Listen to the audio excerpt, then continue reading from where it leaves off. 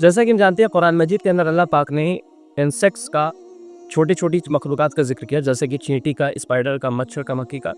तो सूरह बक़रा की आयत है, इन्नल्लाह ला यस्तहजी अन यज़रिब मसलन मा बऊज़तन फमा फ़ौक़हा, कि यकीनन अल्लाह हया नहीं करता है कि वो मच्छर की मिसाल दे या उससे भी कोई छोटी चीज़ की मिसाल दे। फ़अम्मल्लज़ीना आमनू फ़यअलमूना अन्नहुल हक़्क़ु मिन रब्बिहिम, अब जो मोमिन है वो तो ये जानते हैं कि ये उनके रब की तरफ से जो है हक़ है।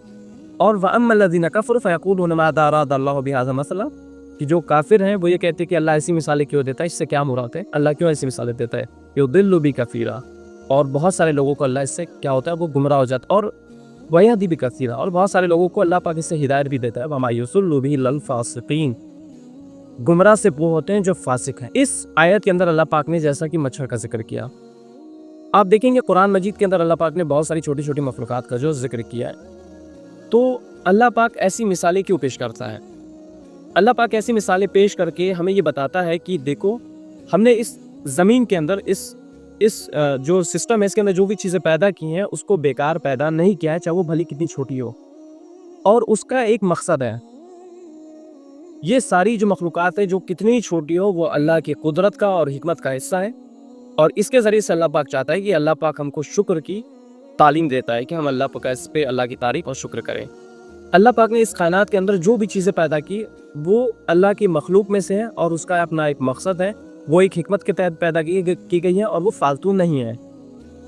अगर हम बात करें मच्छर की, जैसा कि यहाँ पे मच्छर की बात हो रही है, तो मच्छर एक ऐसी मखलूक है कि जो सबसे ज़्यादा डेथ का कॉज बनती है।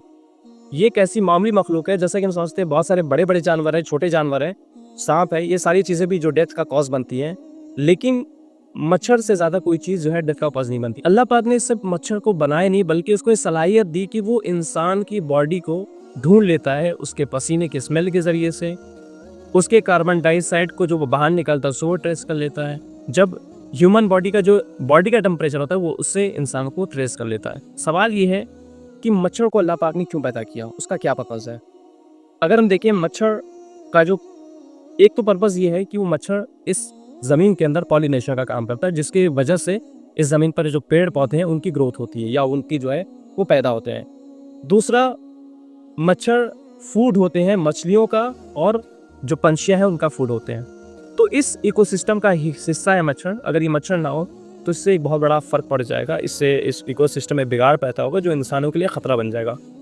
तो इस वजह से अल्लाह पाक जब किसी भी छोटी चीज़ की भी मिसाल पेश करता है तो अल्लाह कहता है इन्नल्लाह ला यस्तही, अल्लाह हक़ को बयान करने में उस पे हया नहीं करता, यानी अल्लाह को इस बात की कोई परवाह नहीं है कि तुम क्या कहते हो।